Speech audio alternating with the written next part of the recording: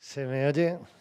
Bueno, entonces, bienvenidos a esta tarde que hoy nos ha dejado el cuerpo frío con el debate que hoy tendremos.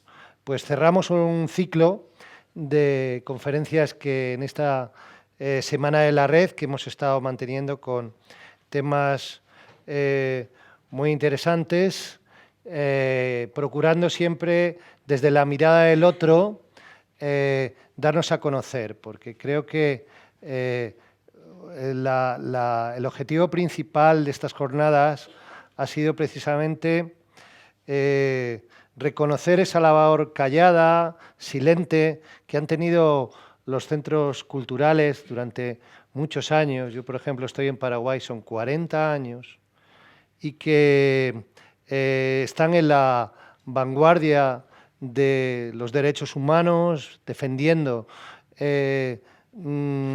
los derechos, presentando unas actividades, una acción cultural vanguardista. Entonces, desde esa óptica queríamos que también los demás reflejaran esta mirada. Y precisamente las personas que nos acompañan hoy acá, en un tema que es inclusión y diversidad, quieren desde sus propios proyectos, desde sus propias propuestas o desde sus propias experiencias, comentarnos ese camino de ida y vuelta que hablábamos y ha sido un tópico recurrente durante estas jornadas, ¿no?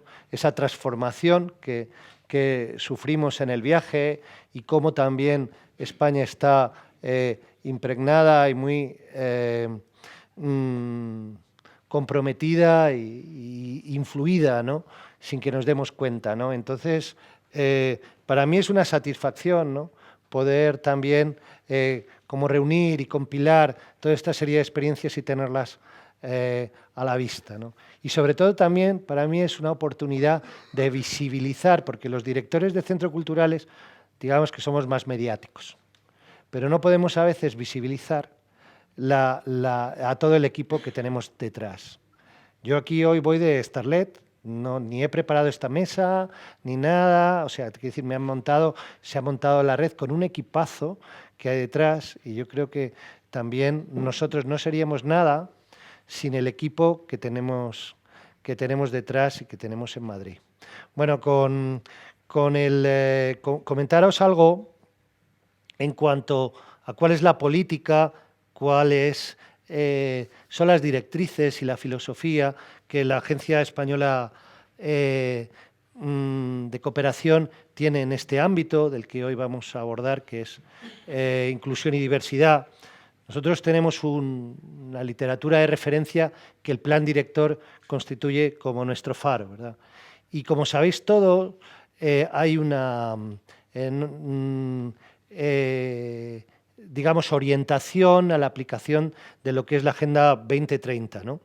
Es un compromiso que no es solo español, sino es una estrategia internacional. También hoy lo habíamos visto con la cumbre recientemente que ha habido del clima, tiene que ver bastante con esa orquestación de muchas voluntades, ¿no? Y bueno, los ODS para la consecución de los ODS es muy importante, la labor que la cultura como palanca, como vector de transformación social tiene, ¿no? Y también basándonos en ese diálogo intercultural, lo que es la libertad de expresión, de creación y sobre todo una cosa a la que damos mucha importancia, que es la participación efectiva de la ciudadanía.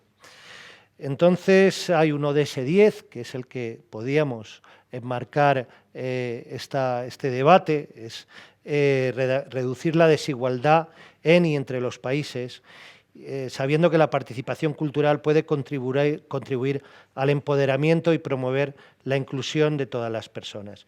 Quizá para hablar de inclusión se define inclusión, creo yo, por su contrario, es decir, por la exclusión. Primero tendríamos que ver cuáles son los colectivos que se sienten excluidos y ver de qué manera, porque no es lo mismo, digo yo, bueno, pues a veces ser albino en una parte de África que ser en otra parte del mundo, o por razones religiosas o raciales, o sea, es decir, hay una gradación de exclusiones, ¿no? Y quizá en todos esos campos donde pues, personas privadas de libertad, el colectivo LGTBIQ también en general, pues personas con discapacidad, es decir, hay muchas ópticas para ver quién son los excluidos, ¿no?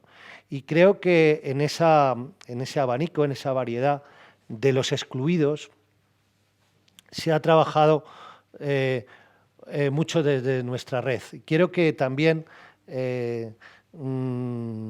ahora voy a presentar a las personas que hay aquí. Álvaro se encargará de ilustrarnos un poco en esa línea. Bueno, pues aquí conmigo está Raúl González del Río, ¿no? Perteneces a la Fundación Triángulo. La Fundación Triángulo es una fundación sin ánimo de lucro cuyo objetivo es la igualdad social en el colectivo LGTBIQ. Ahora nos contarás pues, un poco sobre ello.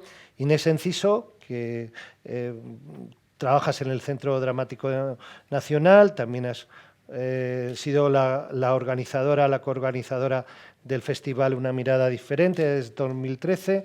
Nos contarás un poco tu labor y también la experiencia que tienes en diferentes países de la red, en La Paz, en Santiago, en Lima y en muchos otros, ¿verdad?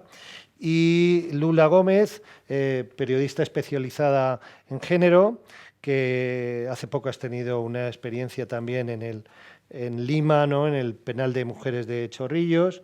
Mi compañero Álvaro Ortega, director del Centro Cultural en Guinea Ecuatorial en Malabo, y que también nos va a dar una visión desde la propia red y desde tu experiencia en Guinea, ¿no? Y bueno, entonces, sin más, si os parece, algunos pues harán una presentación, otros pues lo expondrán oralmente. Vamos a dar paso a Álvaro, si te parece bien, empiezo por ti, ¿no? Para que nos ilustres un poco también de esa labor que se ha hecho. Claro. Cuando Fernando y yo preparamos esta mesa, claro, nos surgió un poco la duda. Vamos a estar rodeados de expertos que pertenecen a sectores muy especializados y nosotros somos igual de un ámbito un poco más generalista, ¿verdad? Sí. Pero ¿por qué nos metemos en estas cosas cuando podríamos hacer igual iniciativas igual más asépticas, menos complicadas? Pero, bueno, básicamente porque lo mismo que no entenderíamos que la Administración General del Estado en Albacete o en Madrid no trabajara una agencia de inclusión, no vemos por qué no habría que hacerlo también en el exterior. Esa es un poco nuestra lógica como agencia, más allá de lo que digan los grandes marcos teóricos. Tenemos, como decía Fernando, un plan director, que hace años alguien decidió concretar bien las cosas y decir que independientemente de lo que hiciéramos coyunturalmente y porque los tiempos cambian y cambian también las escuelas, que siempre íbamos a tener unos ejes transversales. Recuerda, ¿verdad? Medio ambiente, derechos humanos, género y diversidad. Sí. Todo nuestro accionar, independientemente de si fueran actividades, proyectos, programas o incluso nuestro día a día, tenía que ser consecuente con esas líneas de trabajo. Y si inicialmente diversidad lo enfocamos más en un tema cultural, que incluso en ese momento cuando empezó fue innovador, con el tiempo fue ampliándose. Y empezamos a meter el elemento también, pues bueno, género, infancia, discapacidad, diversidad afectiva, que es un poco lo que nos está convocando hoy. Entonces, habíamos preparado 20 minutos de fotografías, que ahora no quieren pasar, pero eran 20 minutos está ahí, Álvaro, en el que iban a poder ver un poquito de todo lo que vamos haciendo en la red, pero no estoy seguro que lo que hayan venido sea a escucharnos a nosotros. Lo que sí que es importante es que ese trabajo mantiene una lógica bien particular. Nos movemos en diferentes ámbitos. No es igual trabajar en Malabo, que en Tegucigalpa, que en Buenos Aires o que en Madrid. Eso significa que cuando nosotros hacemos una inversión en las capacidades del ser humano y tenemos siempre la expectativa de que una vez que invertimos en algún momento eso genere cosas nuevas y pueda crecer, pueda evolucionar, puedan surgir incluso propuestas inesperadas que no habíamos previsto, nos ocurre que en nuestros centros el contexto no siempre es tan amigable como nos gustaría.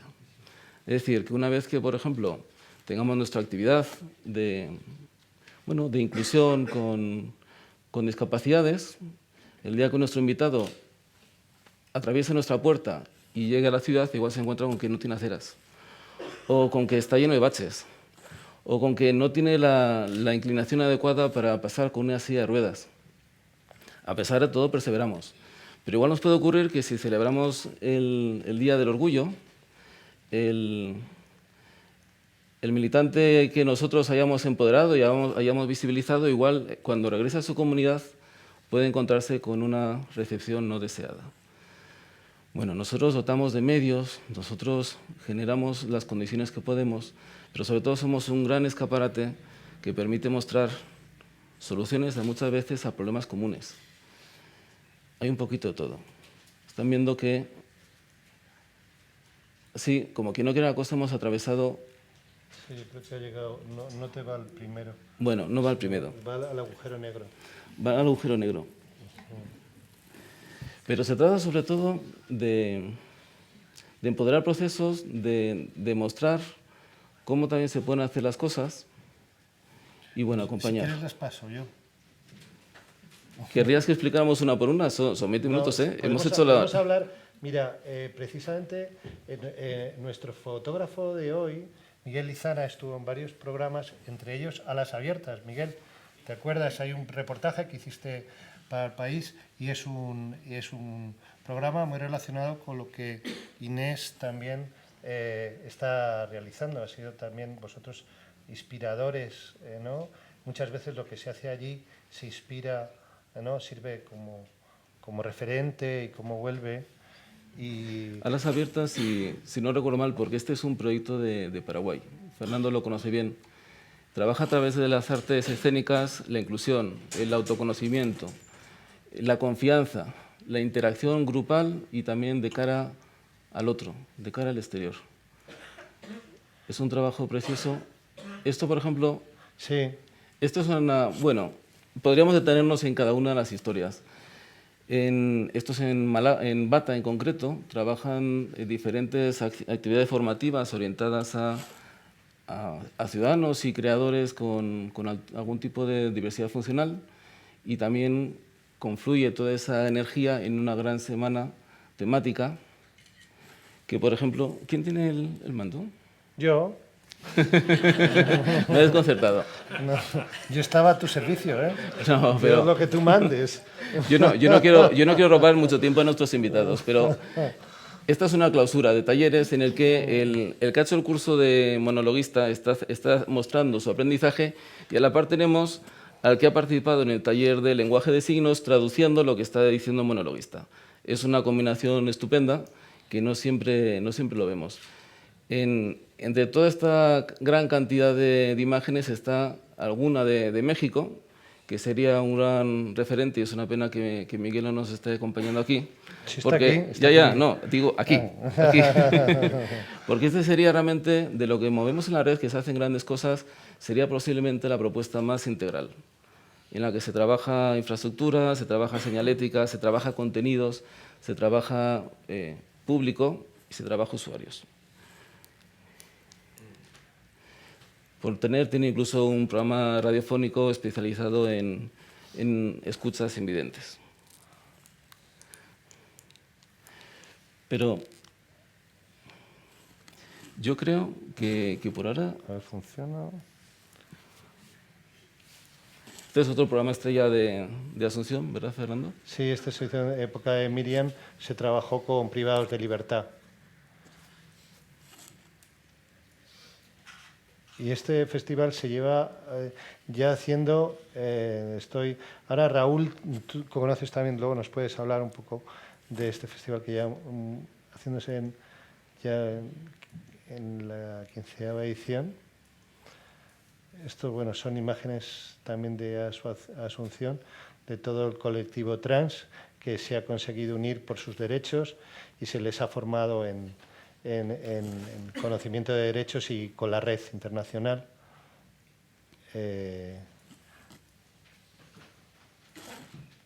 Cuéntanos un poco, si no, desde Honduras también y desde Malabo, cómo han sido tus experiencias.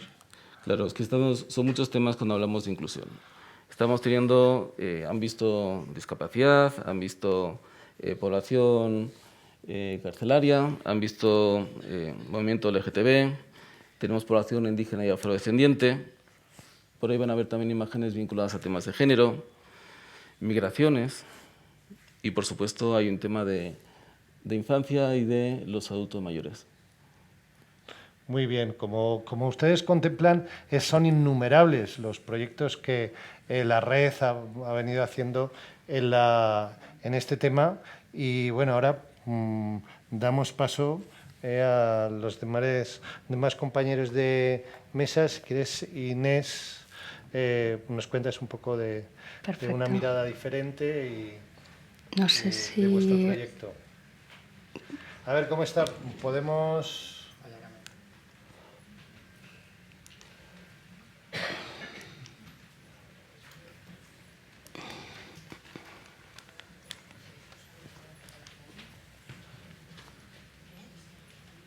¿Cómo lo buscas? Vale. Ahí está. Vale, buenas tardes. Muchas gracias por invitarme hoy a compartir la experiencia que venimos desarrollando en el Centro Dramático Nacional desde el año 2012. Como sabéis, a ver si esto... Vale. El Centro Dramático Nacional es una unidad de producción dependiente del Ministerio de Cultura, cuya dirección artística sale a concurso público cada 8 años. En el año 2012 ese concurso fue ganado por Ernesto Caballero, que ha sido hasta ahora, hasta este diciembre, el director de la institución. Él ya en su plan director contemplaba la accesibilidad y la inclusión como dos de los grandes temas a desarrollar durante su periodo como director.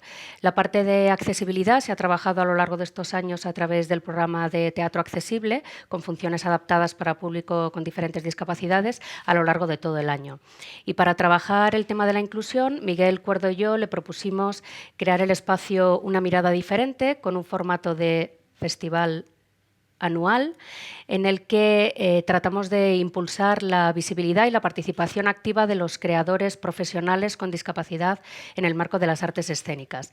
Recalco mucho lo de profesionales porque nosotros somos el Centro Dramático Nacional, que es un poco el centro de exhibición de referencia ahora mismo en España en artes escénicas, y creemos que es muy importante que todo lo que exhibimos y trabajamos dentro del festival mantenga ese nivel de excelencia, que entiendo que es una palabra compleja, pero bueno, que perseguimos en el resto de programación que tenemos a lo largo del año. Entonces, eso ha sido seguramente uno de los aspectos más complejos a desarrollar, porque, como sabéis y supondréis, el acceso a la formación de los creadores con discapacidad es todavía muy limitado en España y, por supuesto, en el resto de países en los que hemos trabajado, y eso limita, obviamente, el nivel de profesionalidad que pueden alcanzar. Sin embargo, a lo largo de estos años es verdad que hemos trabajado mucho en ese sentido también y que también nos hemos encontrado grandes sorpresas a lo largo de estos años.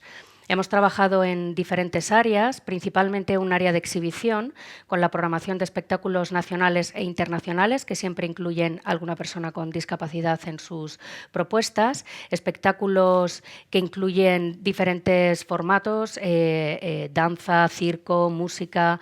Nosotros a lo largo de todo el año solamente programamos teatro, pero en el marco del festival podemos programar otro tipo de disciplinas, lo cual es interesante para atraer a un público diferente, y también prestamos especial atención en que en la programación siempre haya espectáculos para niños y adolescentes, porque nos parece que es una oportunidad de oro para cambiar esa percepción que tienen sobre la discapacidad. Esto empezó siendo la principal área de trabajo para el festival, porque nos parecía que la visibilidad es el primer paso para conseguir cualquier cosa, ¿no? Y es verdad que no estábamos acostumbrados todavía a ver en los escenarios profesionales a creadores con discapacidad. Paralelamente a eso, pusimos en marcha un área de apoyo a la formación y a la inserción laboral con un programa de prácticas en el marco del festival en las áreas de sala y de producción para que personas con discapacidad pudieran formarse también en la gestión y pudieran en el futuro liderar ellos proyectos de gestión cultural. Y luego, en colaboración con la Fundación Universia, las becas EFESTO, que es para la formación artística y técnica de creadores con discapacidad. Nosotros lo que hacemos es eliminar esa barrera que nos encontrábamos siempre cuando un creador quería acceder a un centro de formación profesional, que la respuesta era no tenemos medios para cubrir las necesidades. Lo que decimos con esta beca es, vale, esos medios los cubrimos nosotros, haced vosotros el esfuerzo de adaptar vuestro currículo para que pueda formarse en igualdad de condiciones. Esto es verdad que ha colocado a muchos centros en esa tesitura de quedarse sin excusas para no poder admitir a este tipo de creadores en sus espacios de formación y ha hecho que muchos también empezasen a implementar nuevas medidas para conseguir que su espacio formativo fuese inclusivo.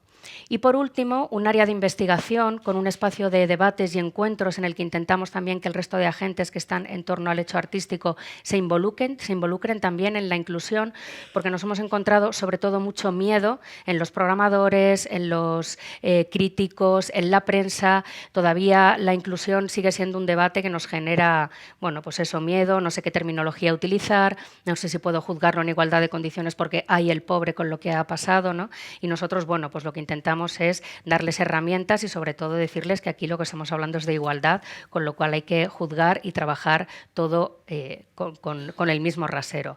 Y luego un laboratorio de formación en el que lo que hacemos es invitar a profesionales que ya están asentados dentro de las artes escénicas, que su nombre es indiscutible, por decirlo de alguna manera, pero que nunca antes habían trabajado con creadores con discapacidad, a dirigir un laboratorio de formación inclusivo y se enfrentan por primera vez a trabajar con un grupo en el que hay creadores con y sin discapacidad.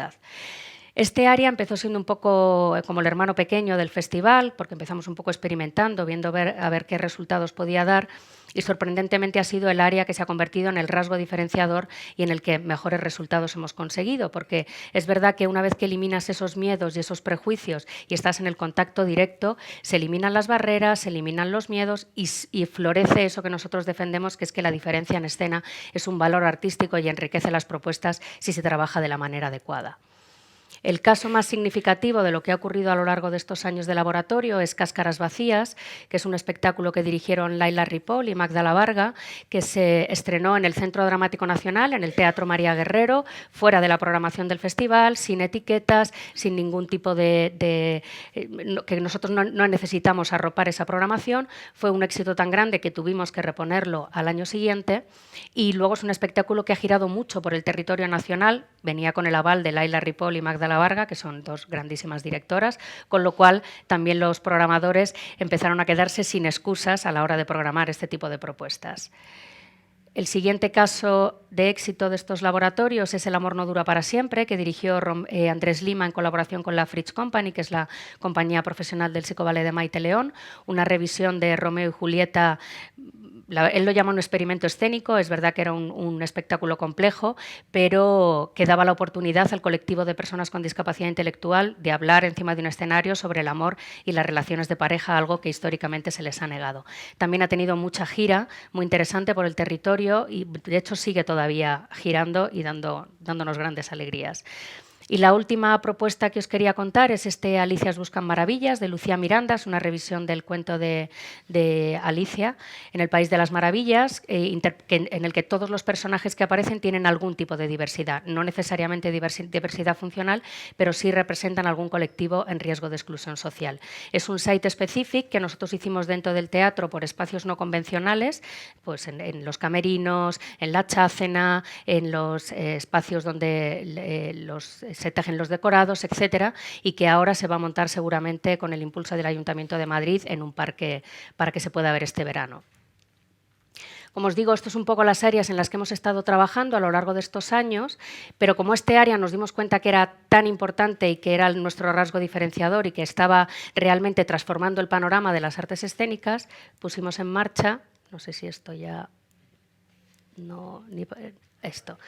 El año pasado decidimos mudar la piel y crear lo que llamamos el reto 2019 de una mirada diferente, con la idea de dedicar un año al apoyo de proyectos y laboratorios inclusivos para favorecer la producción y la investigación escénica. Es decir, dejamos de ser un formato festival que se desarrolla solo durante un mes y no durante el resto del año, para convertirnos en un proyecto transversal de todo el Centro Dramático Nacional que ocupa la programación de todo el año. Lo hemos trabajado en diferentes líneas. Por un lado, hemos lanzado unas convocatorias públicas para proyectos. La convocatoria Enrédate, que son proyectos que tienen solamente como el fin la investigación en colaboración con el colectivo de personas con discapacidad, pero que no pretenden convertirse después en espectáculos escénicos. Lanzamos también la convocatoria Proyéctame, que sí era para espectáculos que estaban todavía en fases iniciales, pero que pretendían convertirse en espectáculos escénicos y girar. Luego, un importante área de formación, proyectos en colaboración, con la red de teatros. Lanzamos una convocatoria a través de la red de teatros de España para que desde otras ciudades nos pudieran enviar proyectos que pudieran desarrollarse en el marco de ese reto 2019. Y un importante área de formación para que en otras ciudades y otras entidades e instituciones análogas a la nuestra que quieren empezar a trabajar con la inclusión en sus centros pudieran servirse de las herramientas que hemos desarrollado nosotros a lo largo de estos años y poder empezar a implementar programas parecidos al nuestro. Dentro de este área de formación es en el que hemos desarrollado el programa Cultura y Diversidad, que hemos impartido Magda Varga y yo este verano en diferentes centros de la red de AECID, que luego contaremos un poquito más cómo ha sido. Yo creo que ha sido, desde luego, para mí una experiencia interesantísima, y lo hemos hecho también aquí en España, en Málaga, en Barcelona, en La Coruña, con esta idea de esparcir la semilla y que empiecen a florecer otros proyectos parecidos. Nada de esto sería posible sin el apoyo de un montón de instituciones y entidades que nos llevan arropando a lo largo de todos estos años. No siempre el apoyo es económico, muchas veces es un apoyo en difusión, o simplemente yo creo que estos proyectos, que a veces son tan frágiles, ¿no? Cuanto más peso y más apoyo institucional y de otra gente que rema contigo tengas, más sólido se hace y más lo consiguen que se extienda a lo largo del tiempo. Nosotros es verdad que hemos tenido la suerte de poder mantenerlo durante los 8 años que Ernesto ha sido director del Centro Dramático Nacional. Ahora tenemos un cambio nuevo en la dirección. Entra Alfredo Sanzol el 1 de enero, que será el director durante los próximos 8 años, aunque él ya nos ha manifestado su compromiso de seguir trabajando por la inclusión y por la accesibilidad, aunque ya no manteniendo estos espacios específicos, sino que el centro ya va a asumir que esto tiene que estar en sus raíces y que tiene que trabajarse en el día a día. Siempre con esta idea que os comentaba antes de que nosotros defendemos que la diferencia en escena es un valor artístico y por el que vamos a seguir trabajando los próximos años. Muchísimas gracias.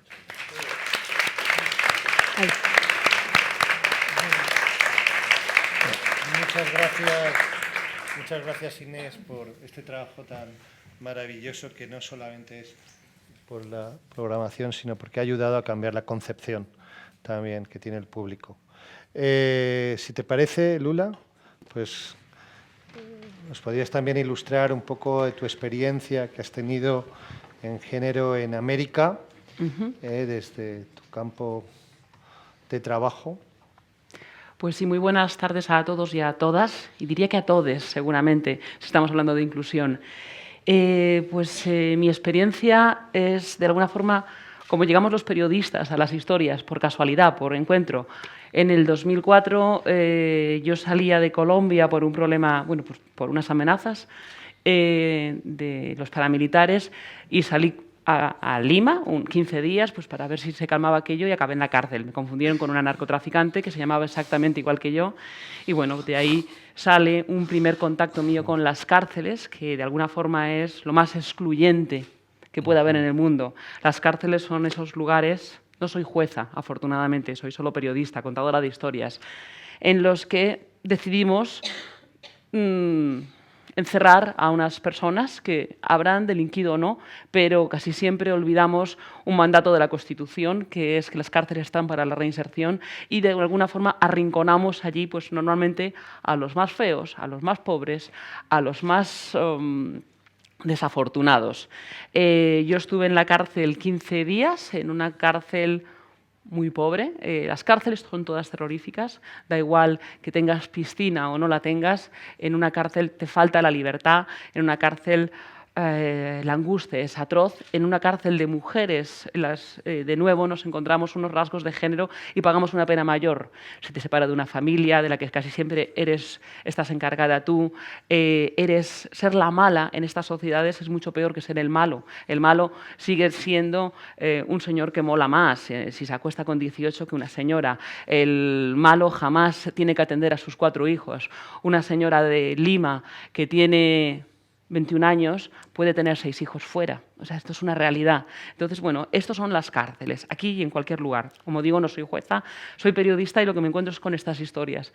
Y bueno, digamos, fue el germen de mi vuelta a Lima en noviembre, invitada al Centro Cultural para que entrase de nuevo a una cárcel de chavalas de menos de 18 años, porque allí en Lima se está apoyando y financiando a un grupo de arte y cineastas que están entrando en estas cárceles reformatorios. No se llaman cárceles porque como somos tan hipócritas, endulzamos los nombres, pero al fin son cárceles para crías en las que, bueno, pues ahí lo que se intenta es escucharlas y además se les pone unas cámaras para bueno, subrayar que ellas son importantes y subrayar y además entender que tienen una historia que contar.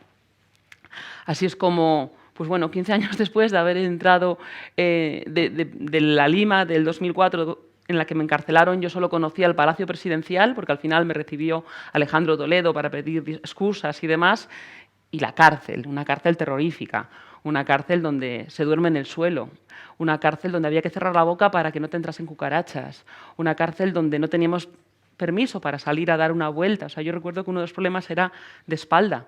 Por supuesto, cama no. Entonces, bueno, esta ha sido mi vuelta a Lima. La verdad es que me ha encantado. La experiencia por el Centro Cultural para mí ha sido absolutamente, bueno, yo diría que curiosa. Después de 15 años viviendo en Latinoamérica no conocía los centros porque no he dado la suerte de haber coincidido en los países que existen esta institución y lo que me encontré es que el lugar es un espacio donde se quiere romper la institucionalidad.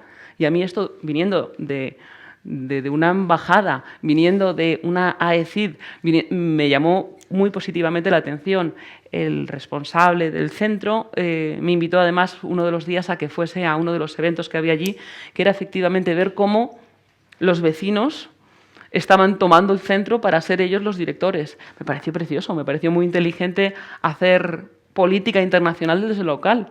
Me pareció realmente, es un proyecto que tendrá que hacerse, me imagino, con todas las dificultades que uno siempre se encuentra y tendrá que caminar. En esos días en Lima, que fue una semana, además me aprovechó, lógicamente, y se me pidió que diese un taller de periodismo con perspectiva de género, que al final es hablar de diversidad. Las mujeres no somos un colectivo. Yo siempre digo que quizás el colectivo seréis vosotros, que nosotros somos el 51%, que se nos trate de una forma seria y profesional. También siempre digo que si fuese la redactora jefe de cualquier medio y se olvidan los reporteros y las reporteras de la mitad de la población, les diría que lo están haciendo muy mal. O sea, simplemente les diría, por favor, salga usted y vuelva y cuénteme qué pasa con la mitad de la población que no estamos contando. La democracia no es democracia si no estamos las mujeres. La democracia no es democracia si no estas personas. Es así de fácil y hasta ahora no lo hemos contado. Es además un proceso en el que vamos aprendiendo poco a poco. Yo el otro día me llamaron la atención pues, en el colegio de una cría de 7 años, que es muy cercana a mí, porque la niña está aprendiendo a conjugar el verbo correr y empezó a decir, yo corro, tú corres, ella corre, nosotras corremos, vosotras corréis, ellas corren. A mí me pareció maravilloso como lección de feminismo, a mí que ando todo el día con los temas de género. A mí jamás se me hubiese... O sea, yo voy con la bandera no de feminista, sino de feminazi, porque creo que, y de feminista radical, porque creo que los derechos humanos hay que defenderlos de esa forma, radical. Y no puedes decir, no, solo un poquito, no, pues... de esto estamos todos los días aprendiendo y me imagino que aprenderíamos mucho si te escuchamos más y lo mismo a ti. Entonces, bueno, el taller de género fueron otras 10 horas de las que estuve en Lima con profesionales, que fue muy interesante, porque no puede ser que los medios de comunicación seamos al final los que vayamos por detrás de esto. Estamos exigiendo formación a políticos en género, estamos exigiendo a abogadas, a policías, a psicólogos. Los profesionales de comunicación no podemos seguir con un lenguaje exclusivo, no podemos seguir llenando las páginas de señores blancos y heterosexuales, porque es que nos estamos cargando a mucha población. Hace 2 días firmaba un reportaje precioso sobre los 200 años del Prado que lo titulaba Las mujeres que nos faltan. No puede ser que no voy a criticar a una maravillosa pinacoteca, pero sí que hay que revisar la historia con esa perspectiva de género necesaria para ver que 5 pintoras en la historia de 200 años algo ocurre que está funcionando mal. ¿Qué más hicimos en Lima en esos días? Hubo un pase de una de mis películas, Mujeres al frente, que es una historia maravillosa de 7 mujeres que deberían ser presidentas, 7 heroínas colombianas que se enfrentaron a la guerra sin tomar las armas y que formaron parte de ese proceso tan bonito en Colombia que ha sido la firma de un tratado de paz con perspectiva de género, que ha sido el primero en la historia de la humanidad. Hasta ahora se habían olvidado que la guerra la sufrimos también las mujeres y los indígenas y los negros en fin, esto fue otro de los días. Otro día hubo una charla apasionante que también me llamó la atención poderosamente, esa marca y esas ganas de romper la institucionalidad, porque al final yo creo que la diversidad, y esto lo decía ayer Daniela Vega, la actriz, es que no me gusta decir que es trans, la actriz chilena que ganó el Oscar, diversidad al final es romper la uniformidad. Pues en esa charla fue realmente interesante cómo volvimos a hablar de cárceles, de mujeres, de esa falta de libertad y de lo terrible que es las condiciones porque al final yo he seguido trabajando en cárceles y lo que te encuentras en una cárcel es que mayormente las mujeres a las que yo he visitado están condenadas antes de entrar. Mi última experiencia en una cárcel ha sido en España, estuve filmando en Córdoba, en Andalucía.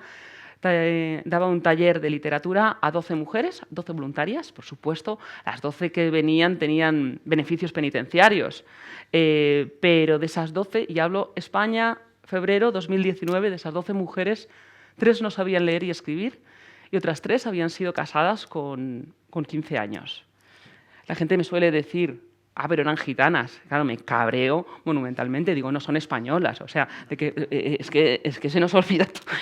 El último día entré en la cárcel. No entré en la cárcel de adultas, como había estado cuando me confundieron a mí, sino en la de pequeñas, en la de las jóvenes. Y, físicamente la cárcel es menos ingrata. No hay tantas barreras. Es una especie de estética de instituto con pocos recursos, en el que te encuentras unas chavalas, pues unas crías, que mienten, por supuesto, cuando les preguntas qué han hecho, pues... Pero vamos, a mí yo siempre digo que también tienen derecho a la mentira. O sea, todos nosotros que estamos aquí con los micros tenemos el derecho a la mentira y el espacio de los medios de comunicación todos los días del año. Entonces, yo creo que es muy interesante escucharlas. ¿Y por qué es interesante escucharlas? Uno, pues porque yo, como doy estos talleres de literatura, ojalá alguna se haga literata, ojalá alguna escriba, ojalá alguna sea capaz de escribir y redactar un cuento interesante y bonito. Pero si durante un rato se han entretenido, a mí ya me parece un regalazo. Y luego además tiene que ver mucho con su autoestima. En la cárcel, pero yo creo que no solo en la cárcel, los y las excluidas necesitamos que se nos escuche, que necesitamos hablar y que se cumplan unos derechos. Y esa es un poco mi experiencia. No sé si tenéis preguntas, pero esa fue, digamos, mi semana en Lima. Me pareció muy interesante y, sobre todo, esa forma de romper institucionalidad. Muy bien, Lula.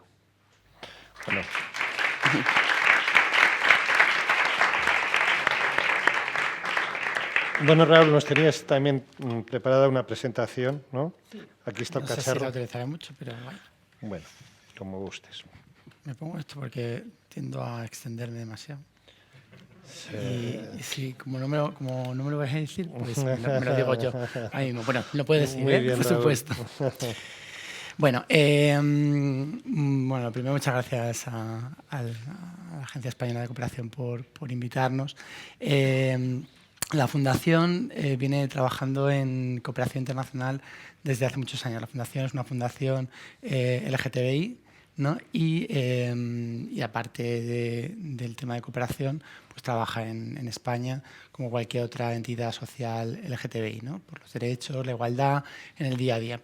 Pero la peculiaridad de Triángulo es que desde el minuto 1, desde que se fundó, consideramos que abrir un espacio de libertad, igualdad en España nunca sería suficiente, y eso se lo debemos a nuestro presidente fundador, Miguel Ángel Sánchez, nunca sería suficiente si no conseguíamos un mundo más igualitario, ¿no? Así que desde el año 96, que se funda la entidad, pues uno de sus elementos es trabajar, ¿no? Nos marcamos como primer espacio, pues nuestro espacio más afectivo, ¿no? Como puede ser Latinoamérica, ¿no?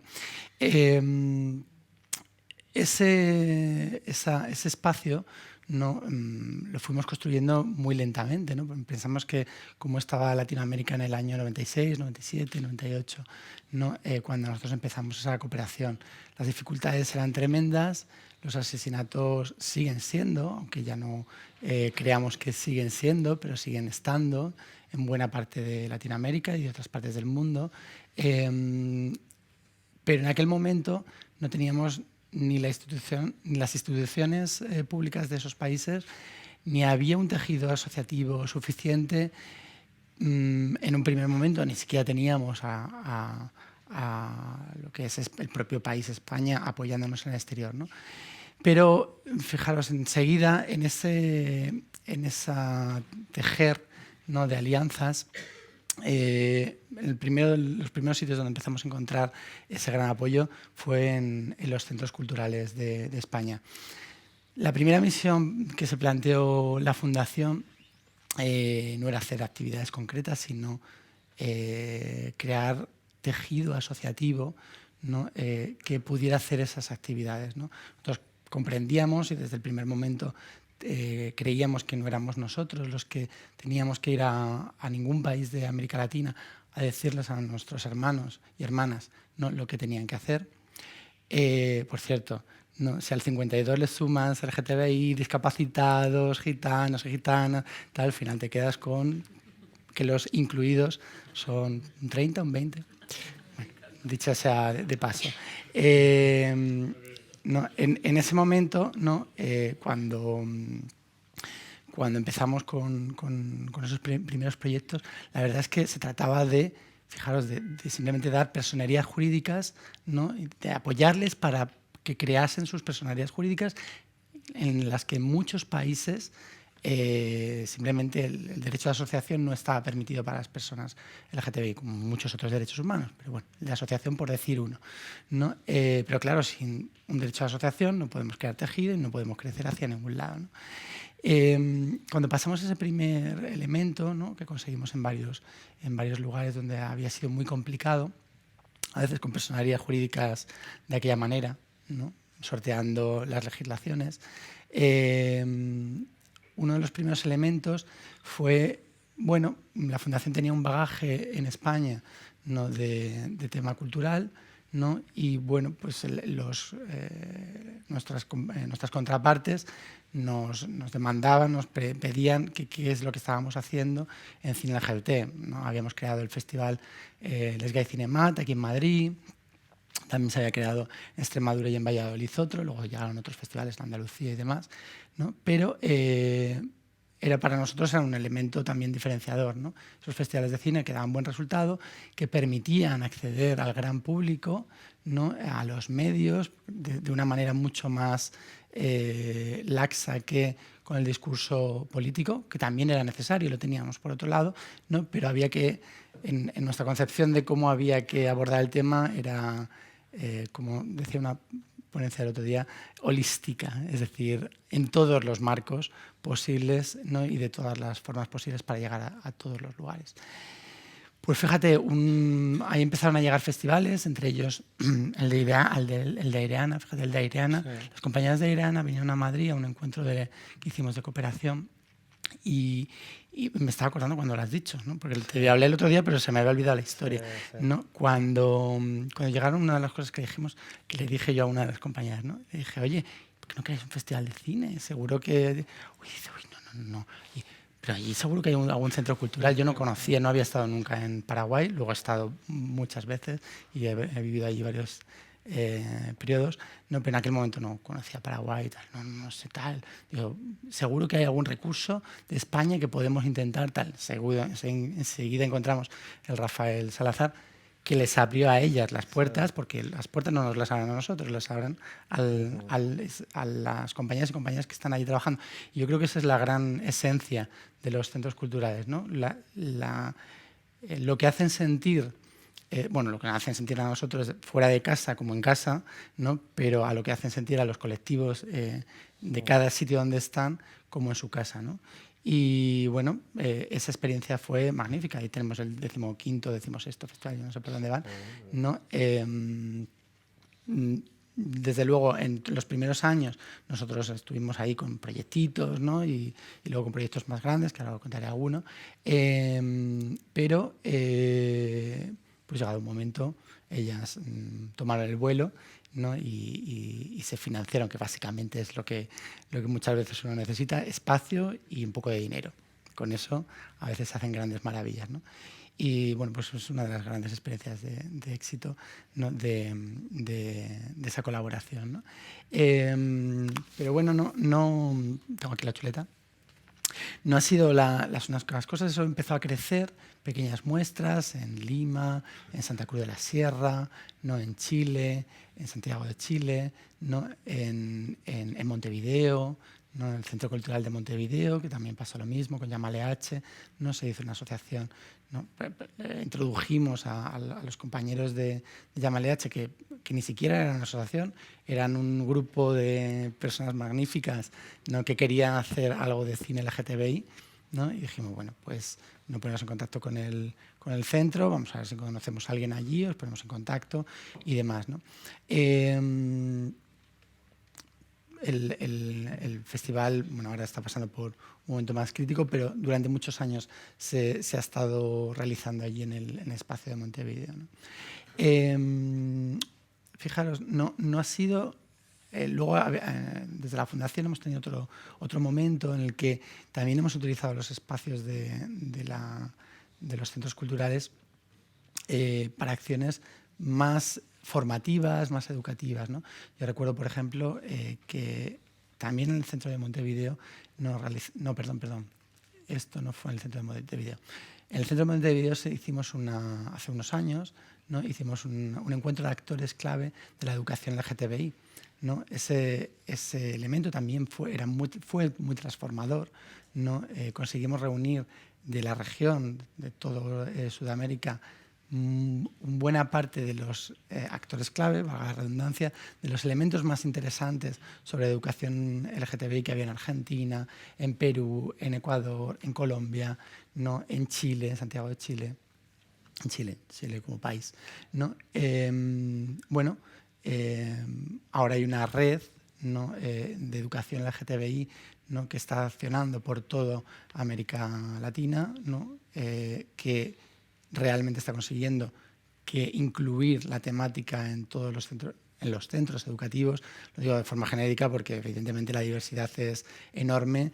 No pretendo hablar de toda América Latina de una sola vez porque sería muy difícil, pero en educación se están consiguiendo pequeños casos. Bueno, también es el caso del centro de Santiago de Chile con el Festival de Móvil. Al final se conformó creo que fueron hasta 24, 25 muestras de cine, festivales, ciclos de cine, el ciclo Rosa en Bogotá, ¿no? Y conseguimos hacer, también con el apoyo de la agencia española, ¿no? una red de festivales de cine LGTBI, ¿no? De Iberoamérica. Esa red funcionó durante muchos años, sirvió para empoderar a todos los ciclos, para formarles en promoción cultural, ¿no? Y en cómo se gestionaba todo un festival con todos sus derechos y todos los elementos. Y de ahí, ¿no? bueno, hubo un momento dado que llegó 2011 y todos los fondos, 2012 y todos los fondos se retiraron, ¿no? En fin, ¿no? Pero bueno, también en ese momento, aunque fue un momento de crisis fuerte, ¿no? Cada ciclo, muestra y tal, siguió su recorrido. La mayoría siguió con las colaboraciones con los centros con los que estaba ya colaborando, ¿no? Y bueno, pues intentó conseguir más recursos por otros espacios, ¿no? Como decía, por ejemplo, con el caso de Aireana.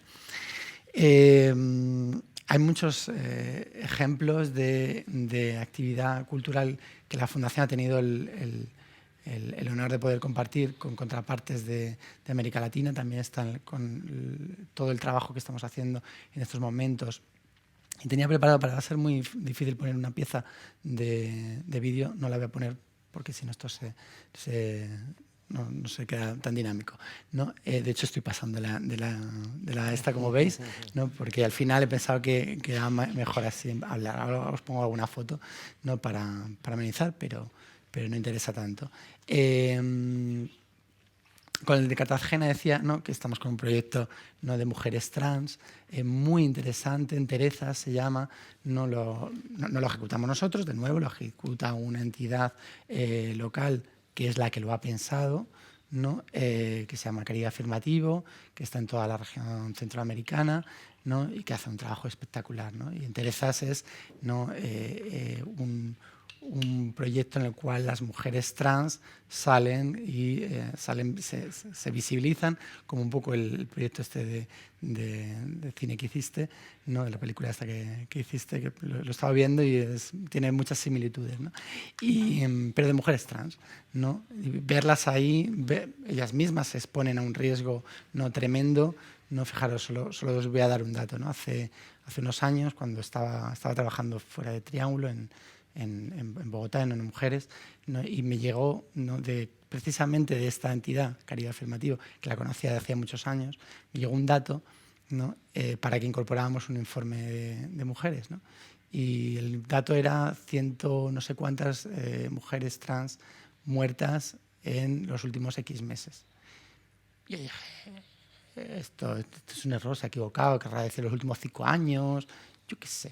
No, algo se equivoca, algo no, ha puesto un número de más. Tal. Entonces le escribí y le dije, oye, Wilson, no, que creo que te has equivocado con el dato, no lo voy a incorporar al informe, pero has dicho 120, no me acuerdo cuánto era exactamente.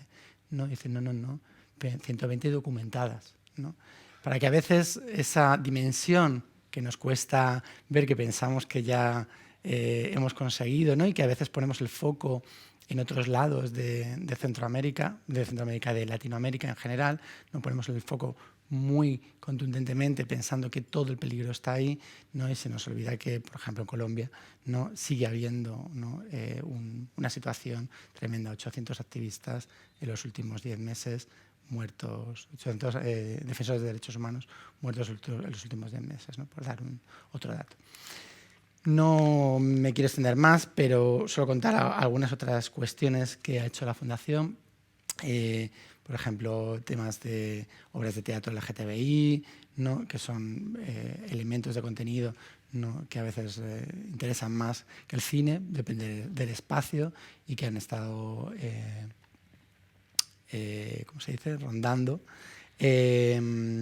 Producción propia, como lo de los cines, esto. Ahora estamos trabajando también con la ECI para, ¿no?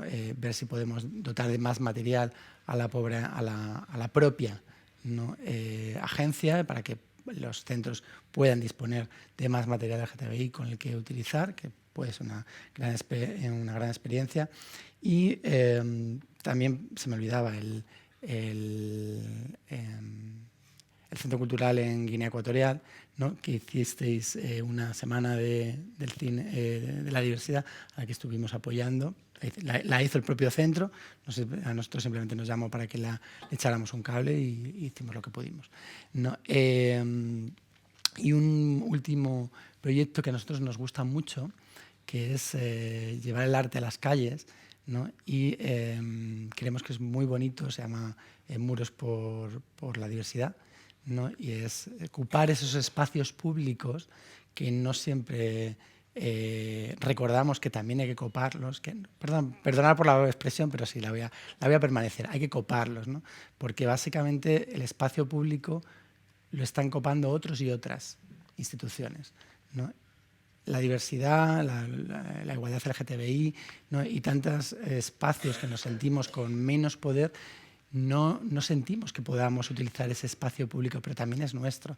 Entonces, Muros por la diversidad es un espacio en el que en grandes paredes, ¿no? De las vías públicas, de pueblos, ¿no? En este caso, este proyecto es más de España, ¿no? Pero lo estamos empezando a hacer también con algunas de nuestras contrapartes en América Latina, ¿no? En el que, bueno, pues ponemos a grandes activistas, pues Amaranta de México, Carla Antonelli de España,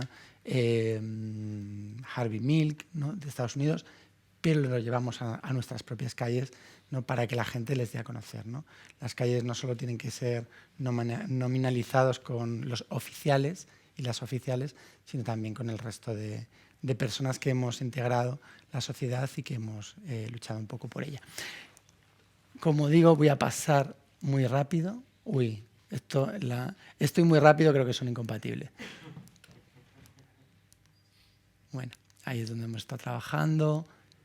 ¿Es tan rápido? Sí, no, es que no quiero ir a las fotos. Bueno, unas cuantas fotos de algunos de los ciclos en los que hemos estado participando con la red, ¿no? Esto, por ejemplo, era el ciclo Rosa. Esto es el festival que se hace en el Centro Cultural, ahí está, de España en Santiago de Chile. Por poder dejarlo. Esto es una conferencia que hicimos sobre África, que también llevaba aparejadas actividades culturales, fundamentalmente.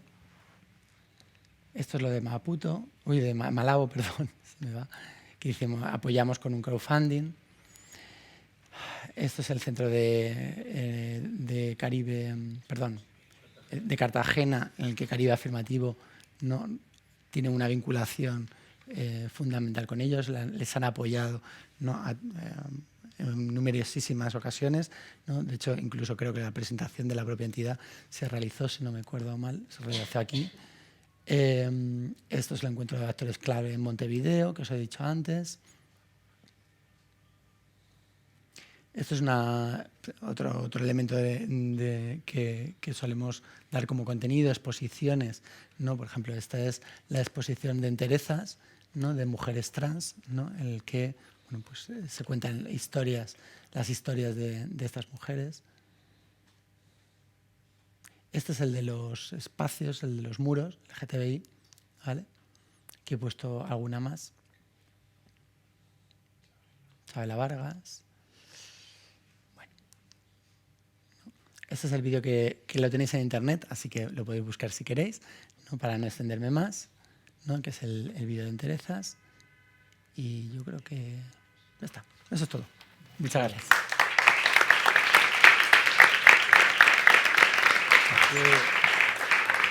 Te quería preguntar, Raúl, también, firmasteis lo que se llama la Declaración de Mérida. Ay, sí. Sí, cuéntanos un poco de la Declaración de Mérida. Pues mira, la Declaración de Mérida la firmó la agencia, la creamos hace 2 años, se llama Declaración de Mérida porque la Fundación viene haciendo una serie de congresos de cooperación internacional LGTBI, ¿no? Desde hace muchos años. Aquel de Madrid que te contaba de Aireana, sí, fue el primero, ¿no? Y bueno, cada 2, 3 años, cuando consideramos que es un buen momento, que tal, no es que nos lo impongamos a hacerlo todos los años, ¿no? Entonces, hace 2 años lo volvimos a hacer en Mérida y ahí se decidió, los compañeros y compañeras, ¿no? De América Latina y África que vinieron al encuentro, que teníamos que implicar más a las administraciones públicas, que era un buen momento. A nosotros, os cuento que a las administraciones públicas españolas y no españolas, embajadas de otros países con las que hemos estado trabajando, con la de Suecia, bueno, por ejemplo la de Suecia, ¿no? Que no hace falta convencerla tanto porque son fáciles de convencer, ¿no? Y otras que no vamos a parar, ¿no? Con instancias de la Unión Europea, ¿no? siempre nos ha costado mucho convencerlas de que los proyectos de cooperación LGTBI son proyectos de derechos humanos. Ya parece que eso no hace falta decirlo tanto y que la gente lo tiene como un elemento más, pero en los años 90, en los años 2000, bueno, hablar del LGTBI casi era pues un poco de... De hecho, mira, un periódico, varios periódicos de Madrid titulaban algo así como ser gay en... ¿Cómo era? Ser gay en Lima es una bicoca gracias a Zapatero. Me acordaré de ese titular para toda mi vida. 2011 y un proyecto que había apoyado la Agencia Española en 2011 para reducir el número de asesinatos trans en Lima. Claro, yo me acuerdo, una de mis compañeras que me llamó llorando porque no entendía, no podía comprender algo tan mísero como eso, ¿no? Porque además iba ilustrado con una foto, ¿no?, de muchas plumas y demás, ¿no? Que creerían ellos para desacreditarlo. Y simplemente se trataba de un proyecto de reducir el esto. La pregunta, ¿cuál era? Porque la declaración de Mérida. Uy, por Dios, ¿cómo me voy? Bueno, la declaración de Mérida con la agencia. Yo os he dicho que me voy y me voy. La declaración de Mérida es básicamente que las administraciones públicas se comprometan por escrito, ¿no?, a realizar proyectos de cooperación LGTBI, ¿no?, que consideren como parte de su agenda, ¿no?, los proyectos de cooperación LGTBI.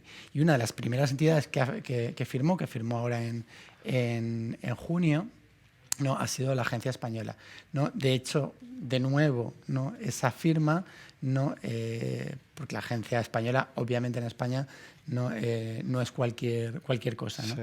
Y eso está aparejándose, o sea, eso está consiguiendo que muchas otras administraciones, ¿no?, se unan y empiezan a incorporar en sus planes directores. Por ejemplo, ahora la Agencia Andaluza de Cooperación, ¿no?, ha incorporado en su plan director, ya era hora, ¿no? Pero bueno, sí, ha habido que pincharla, sí, no ha sido fácil, ¿no?, que ha incorporado en su plan director el tema LGTBI, todavía está por aprobar, ¿no? Bueno, es una buena noticia. Me la había soplado Pablo, que la agencia que lo tenemos que incorporar como una buena noticia también para nuestro quehacer. Inés, yo te quería preguntar, porque la parte, como también has tenido proyectos con nosotros, con la red, que nos contaras sucintamente cuál ha sido tu experiencia en la red. Bueno, nos propusieron impartir a Magda y a mí este proyecto que llamamos Cultura y Diversidad, que era un poco, pues como os comentaba antes, ¿no?, que la experiencia que hemos desarrollado nosotros aquí en los últimos años sirviese un poco de modelo inspirador para que allí también, pues, instituciones que están interesadas en empezar a poner en marcha trabajos parecidos, bueno, pues pudieran inspirarse en ese modelo, pudiéramos compartir con ellos herramientas, etcétera. En mi caso en particular estuve en Uruguay, Chile, Bolivia y Perú. Este verano hice los 4 países. Claro, son 4 países que son muy diferentes y en los cuales la realidad diaria del colectivo de personas con discapacidad, pues es muy diferente también, ¿no? O sea, Uruguay es un país, pues, con un nivel sociocultural, económico más alto en comparación con otros como Bolivia o Perú, en el que, bueno, pues todavía hay mucha falta de visibilidad, ¿no? Y como decíamos antes, como ese primer paso es la visibilidad, pues es verdad que a mí me ha sorprendido que en todos he encontrado proyectos muy, muy, muy interesantes que ya están puestos en marcha, que están caminando, algunos incluso con apoyo, pues, de instituciones locales o incluso del gobierno, etcétera, ¿no? Pero bueno, es verdad que en algunos de ellos todavía les queda mucho camino social por recorrer y la cultura siempre va como un poco al rebufo de eso, ¿no? Entonces, bueno, yo creo que la experiencia ha sido muy interesante porque es verdad que nosotros somos España, pero también España, en relación con Europa, estamos en muchas cosas también como a la cola, ¿no? Entonces, yo les contaba que al final este es un proyecto que es muy personal, que nace de un empeño de subir, llamar a una puerta y decir, oye, queremos que esto hay que hacerlo y bueno, pues tener la suerte de que se alinearan ahí los astros en ese momento y decidieran darnos el impulso, pero que al final es un trabajo de empeño personal y de día a día y de ir puerta a puerta y convencer. Y ahora parece que está muy de moda el tema de la inclusión. es verdad que se te abren todas las puertas, que todo el mundo te quiere escuchar, pero luego, a la hora de implicarse y meter las manos, la gente también es muy recelosa y ahí no sé, ya veremos, mándame un proyecto, tal, ¿no? Y bueno, pues nosotros lo hemos impulsado también con el apoyo de todas las compañías y entidades más pequeñas que llevaban muchos años trabajando por la inclusión en el mundo de la cultura. Cuando has presentado parte de vuestra agenda, una de las líneas es una convocatoria que tenéis de formación y también tenéis... ¿Está abierta a colectivos latinoamericanos? Claro, sí, la convocatoria, las convocatorias que nosotros hemos abierto en este reto se lanzaron también para que pudieran llegar propuestas de hecho, tenemos una en colaboración con Portugal, empezamos ahora una en colaboración con Reino Unido, siempre al final, bueno, pues por mucho que quieras lanzar la convocatoria, al final siempre te llegan de países más cercanos. ¿Qué cubre la formación? Bueno, de esas dos convocatorias públicas que lanzamos, una era de investigación, es decir, un creador lanza un tema sobre el que quiere investigar. En el caso de Portugal, por ejemplo, era la figura de Calígula.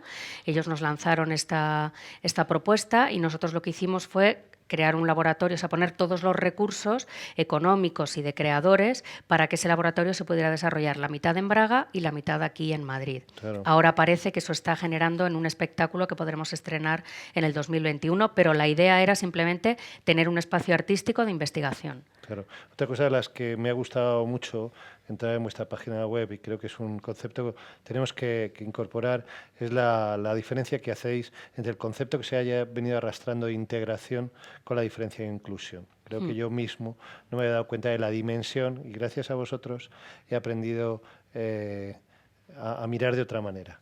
También es verdad que ya lo venía haciendo, pero sí me ha ayudado mucho, lo digo, y lo recomiendo que echen un ojo a su web. Bueno, no sé si alguno más tenéis algo que añadir.